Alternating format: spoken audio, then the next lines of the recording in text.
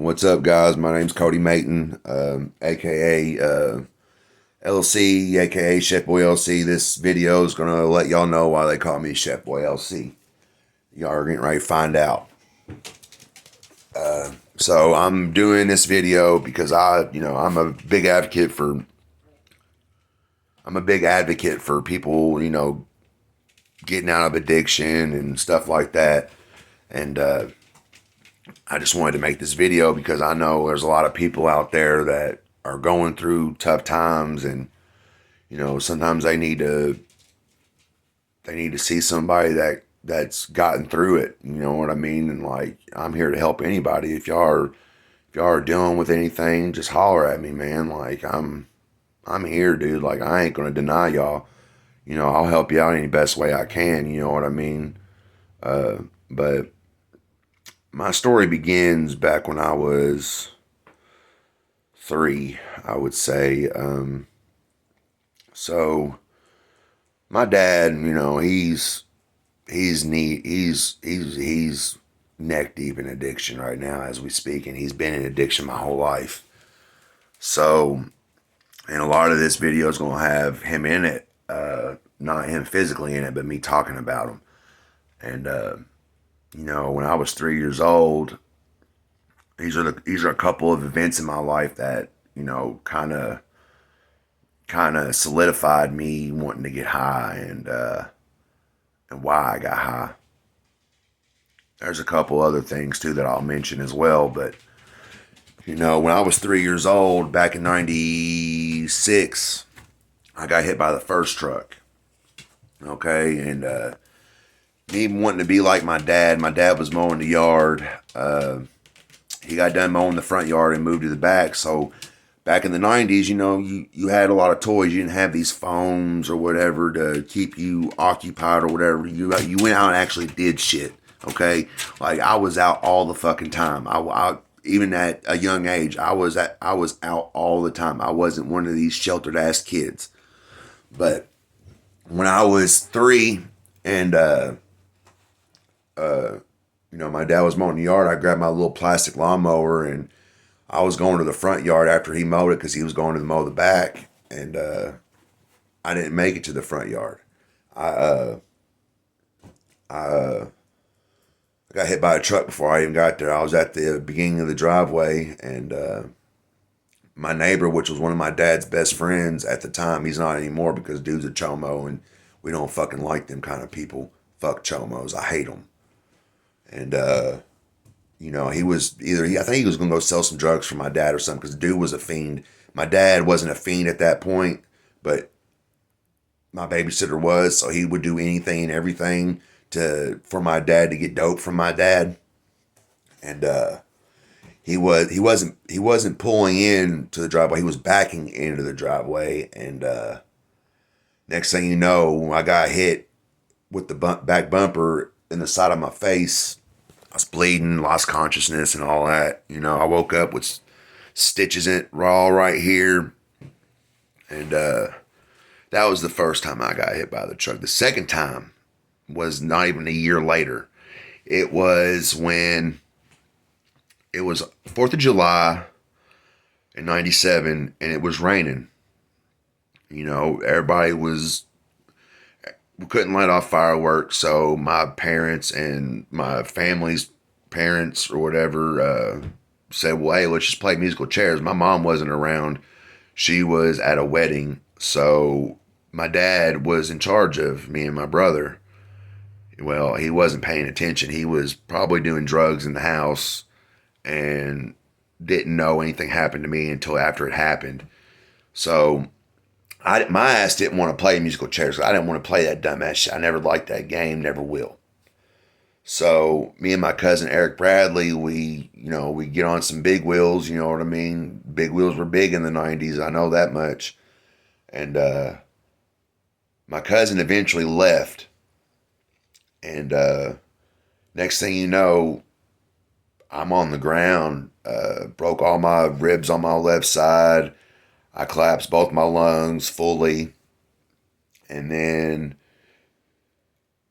next thing you know, I'm getting life flighted to Tennessee at Coast Airs Children's Hospital, and I was in there for about 10 or 11 days. But while I was in there, I got I got double pneumonia. I had to get chest tubes put in, and it looks like I've been shot in my side and in my back, or stabbed, or whatever you want to call it. It looks like it's fucked up. And I have, from that incident, I have lots of pain. My chest hurts. You know, my ribs, all that stuff. Ribs never fully heal anyway. But that's what I come to find out why I was doing drugs, was to hide the pain. And next thing you know, uh, my mom and dad are getting divorced a year later, when I was 5. And that screwed me up a lot. It screwed me up pretty bad. I love my dad, even though I didn't fully understand what he was about. He used to beat the fuck out of me and my brother. I mean, beat the piss out of us. If we woke him up when he was coming down off meth, he threw me in the air. My head hit the ceiling fan. My brother had a water bed at the time, and my head hit the headboard of the water bed. My cousin Eric was right there, the one that was riding the big wheels with me. My brother was there too, and my brother didn't really get it as bad as I did. My dad threw him in the corner of a wall. But he wasn't a very nice guy. But I still loved him to death. He couldn't do no wrong in my eyes. So my mom divorces him when I'm 5, and that screwed me up a lot because I had a lot of built up anger because I wanted to be with my dad. I was a daddy's boy. You know what I mean? I wanted to be with him at all times. And it killed me that whenever it would be his weekend to get me and my brother, he would get us, and then he would take us to Mimi's, and he would leave us. So, that wasn't very easy. That screwed me up too, because I was like, man, why don't he want to be around me? Does he love me? But in my mind, I always like, yeah, man, he loves me, dude. He's just, it is what it is, I guess. And, when my mom divorced him, me and my mom and my brother, we lived on our own for about 3 years or 4. I can't really remember, but then that's when she met my stepdad online on a poker game. And I love this man to death. If he's a person that can take in 2 kids he doesn't know and love them with all his heart. You know what I mean? And that's where I get the love for my stepson, because of what my stepdad did for us. He didn't know me. He didn't know my brother, but yet he loved us because he loved my mom. He makes my mom happy. And that's okay in my book. You make my mom happy, I'm happy. You know what I mean? Like, that's just how it is. You know what I mean? Like, that's my mom. I love her to death. Even though she probably didn't feel like that in my addiction, but I'm about to get into that too. So, all right. So it was when we first moved to New Mexico that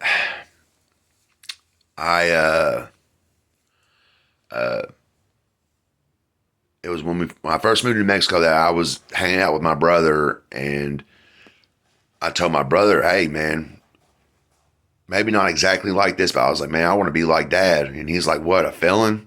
I'm like, yeah, I want to do that shit, like, pretty much. And I probably did say shit because I cussed I cussed all the time when I was a kid.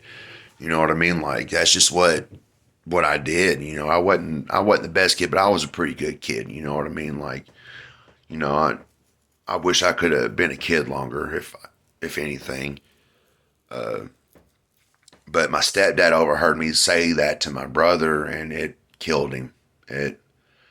My mom told me he was crying and everything else. I didn't know that until I was either late in my teenage years or an adult.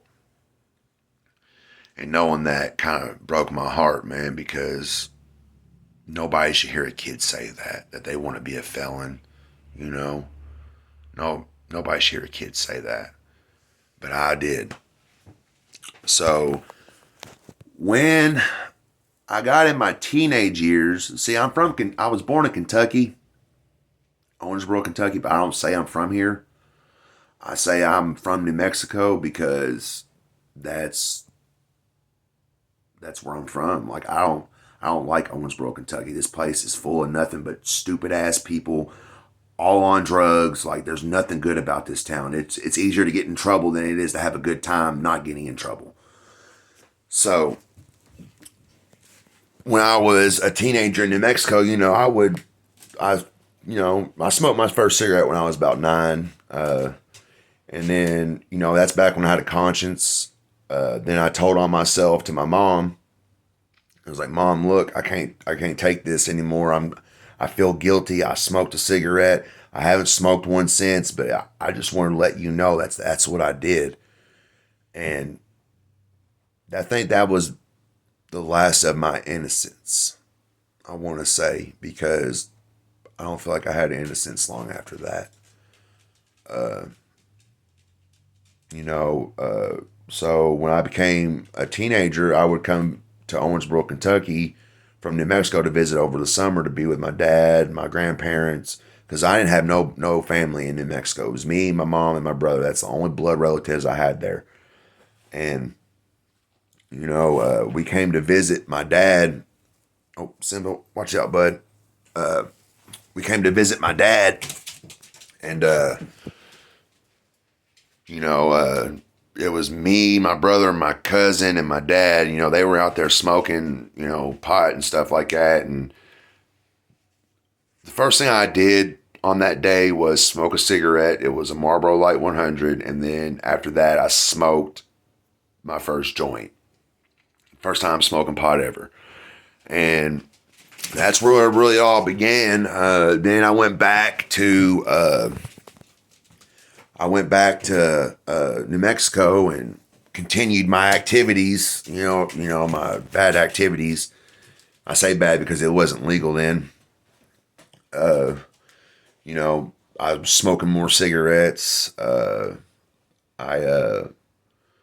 was smoking pot all the time. Then that grew into doing pills. Vicodin, Percocet, Lortab, and then that turned into ketamine, and the ketamine turned into cocaine. And that's where everything changed for me. I love the feeling of being up and alert, not paranoid. I don't believe in that paranoid shit. Like, I'm not the type of person to peek through windows. I'm the type of person that just like, man, fuck that shit. Who cares? If they come, they come. Like, I'm not going to be paranoid and ruin my whole day just being paranoid. Oh, the cops are after me, this, that, and the other. Like, no, I'm not with that shit. You know what I mean? Like, I, you know, I did when I did drugs, I had fun. I know that's a messed up thing to say, but I had fun.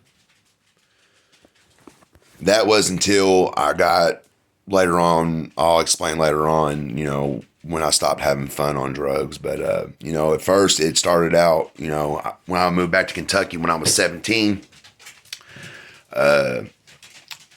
Me and my dad, a couple days after I moved there, because I moved back to Kentucky in February of 2011, and it was a couple of days after we arrived from New Mexico, and I asked my dad because I knew he's not the type of person to be like, oh man, you shouldn't be doing drugs, man. Like, it's bad for you.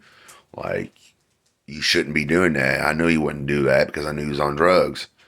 And I was like, hey man, I was like, can you find me any cocaine? He was like, nah, man. He's like, I got something better than that though. I said, well, what's that? He said, I got some methamphetamine. And it's not crystal meth. What we did was, and what I love as a personal preference when it comes to that is anhydrous ammonia dope. That's what I like. I hate crystal meth that don't have very much taste. With anhydrous ammonia dope, don't get confused with shake and bake, because shake and bake's not. It's kind of the same, but it's not the same. Like, it's not in the same category. So, I he gave me that, and he brought it out at first, I'm like, man, this looks like cocaine. Does this dude even know what he's talking about? Little did I know he knew what he was talking about. So the thing with anhydrous dope or even shake and bake, shake and bake and anhydrous dope looks similar, but the potency is different. Shake and bake is not as potent as anhydrous dope. Sometimes it can get close, but it's not the same. So I did it for the first time, and boy, was I just hooked. I thought to myself, man, I could do this on the weekends and, go to school and go to work and not do it. But no, that's not what happened. It started out like that, but it it turned into me doing it every day. And then I got tired of depending on people to get to get dope from. So I took it upon myself to ask one of my best friends, John Wilson. I love that man to this day. He taught me how to cook. And that's where my real problem began. Because that's more of an addiction to me than doing meth. You know what I mean? Like cooking is the power you get, like it's intoxicating. It's you have people in the palm of your hands. They'll fucking do anything. You could throw some fucking drugs up on the ground, watch them sniff it up off the ground. You know how a dog, if you give a dog, human food or treats, and you lay it in a specific spot on the floor, they'll eat it, they'll walk away from it, and then they'll walk back to it to see if there's any crumbs. Yeah, that's what I'm talking about when it comes to everybody around me that was, doing the drugs that I made. I could sit there and just blow a quarter gram on the floor and they'll just fucking be searching on the carpet. You know what I mean? Like it's intoxicating. You know what I mean? Like you have people in the palm of your hands. They'll detail your car, mow your grass, landscape your yard. They'll do anything to get that fix. You know what I mean? And I had that feeling. I had that power. And it was so intoxicating, man. It was different.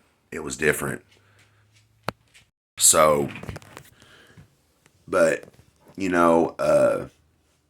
back to what I was saying, I asked John Wilson to teach me how to cook, and he taught me, and then that's where more problems began to happen. Got started doing it all the time, being safe about it, as safe as you can be. I mean, you're not really safe, but you can be safe, you know what I mean? Like,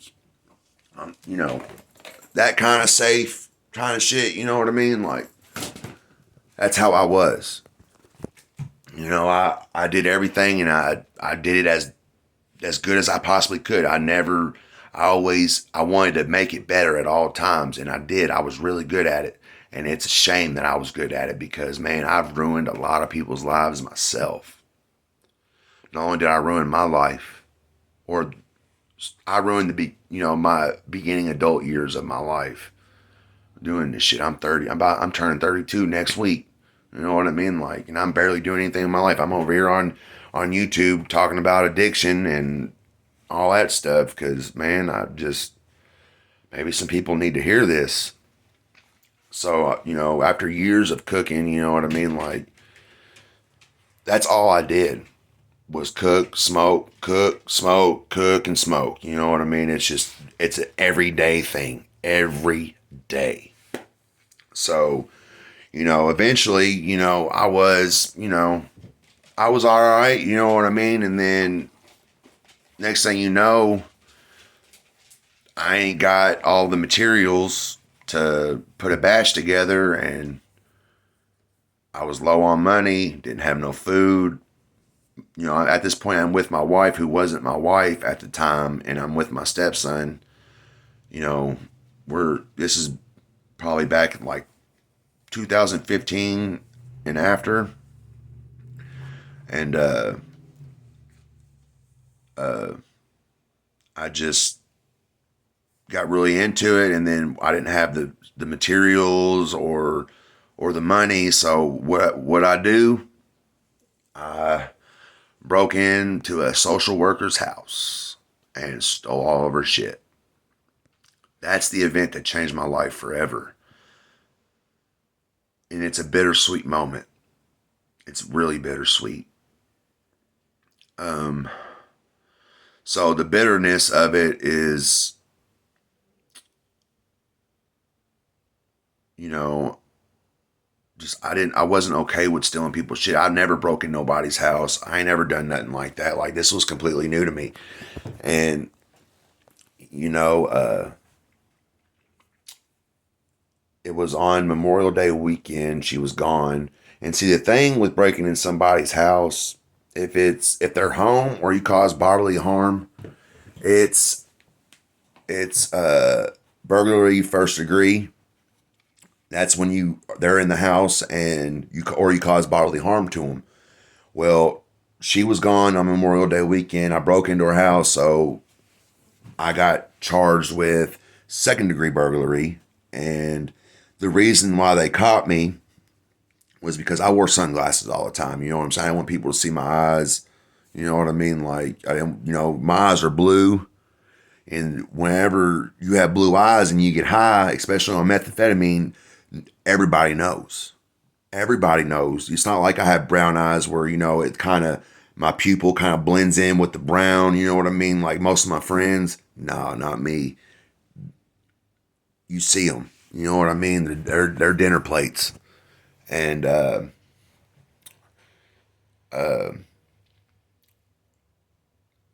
broke into her house and I got charged with second degree burglary. And next thing you know, I left my sunglasses at her house.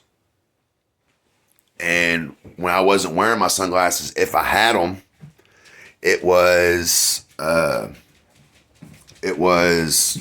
had them in my hand and I would be chewing on them, just chewing on the earpieces. And that is what got me caught because they got my DNA. So I was pretty much hit. They knew I was there. You know what I mean? Like that was the worst. That's the bitter part. This was the worst part of my life. You know what I mean? Like being. Now I'm in trouble. I'm facing. I got second degree burglary, and I'm facing 5 to 10. But the thing is, I broke into a social worker's house, and I don't have any drug charges. So they thought I was breaking into houses for fun. And they tried to hang me. They wanted to give me 10 years off the rip. And that changed my life. And see what happened was I got put on probation. I got a 5-year diversion. So if I didn't get in any trouble for 5 years, my felony gets scrubbed. It gets expunged. And thankfully, I did it. I walked off probation. You know what I mean? Like I did it the right way. I did have a slip up and went back to rehab and all that. And, but the sweet part is it changed my life, dude. Like, I'm serious. It changed my life. It was amazing, to watch myself change, but, that made me see what I've been doing and who I was hurting and all that. I've cried thinking about all this, you know what I mean? I've cried. I've been mad. I felt every emotion that I haven't felt in over a decade because I've been doing drugs for over a decade. So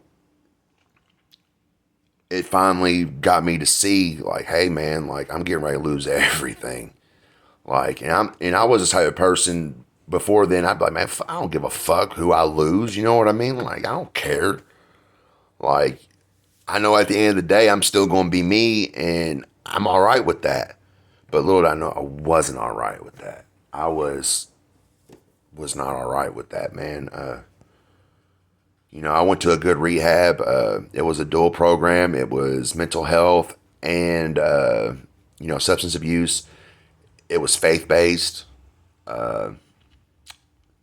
At that time, I didn't believe in God. I considered myself a realist or an atheist. You know what I mean? Like, the way I thought about it was like, man, well, if God was real, then why am I going through all this? You know what I mean? But little did I know it was all my fault. You know what I mean? Like, I don't know what you guys believe in or whatever. I'm not going to sit there and preach down your throat like, hey, man, you should believe in Jesus Christ. You know what I'm saying? Like, I'm not like that, man. I'm not going to shove it down your throat, dude. Whatever works for you works for you. You know what I mean? So, I got clean, and now I'm about to go on 7 years clean in January 17th. And, it hasn't been easy. Life's not easy. Whether you're in recovery, an addiction, or you're not even an addict at all. Life's not going to be easy. It's just not, dude. Like, if you think life's going to be easy, then you got problems, dude. Like, life's not easy. You know what I mean? It's just, I don't know. I'm thankful to be where I'm at today. If you guys like this video, I mean, not like it, comment, subscribe. I mean, like it. You know what I'm saying? Just, I got more stories. I got all kinds of stuff, man. Like, I don't know, man. I'm just trying to give back, I guess. I don't want to. I don't want to just be selfish with sobriety, man. Because, like, I feel like if I keep telling more stories and more stories and more stories, like, it's going to reach somebody, and I hope it does, man. I hope someone sees this video and they're like, man, like, I want that. Like, that's what I want this video to do, man. I don't care if you like, comment, or subscribe, dude. Like, it's whatever y'all want to do, man. You know what I mean? I'm not gonna I don't want to sit there and be like, yeah, y'all should like, comment, and subscribe. You know what I mean? Like, you should, like, do it. No, man. Y'all can do whatever you want, man. I'm just here speaking my testimony, man. If I know I might seem like I'm all over the place because this is the first video, like, long video. I've only got 2 videos on my channel as of right now. This will be my 3rd. If y'all want to hear more, man, just comment, I guess, saying you want to hear more or whatever, dude. Whatever. You know what I mean? I hope y'all have a good day or a good night. This is Cody. This is part of my story. I hope you enjoyed. I hope you learned something. And I hope you can take something out of it if you're in addiction, because, man, a life of addiction is lonely. It's lonesome. I always used to say there's only lonely nights and defeats in these streets. And that's what it was. But anyway, I hope y'all have a good night or day or wherever you're watching this from. Deuces.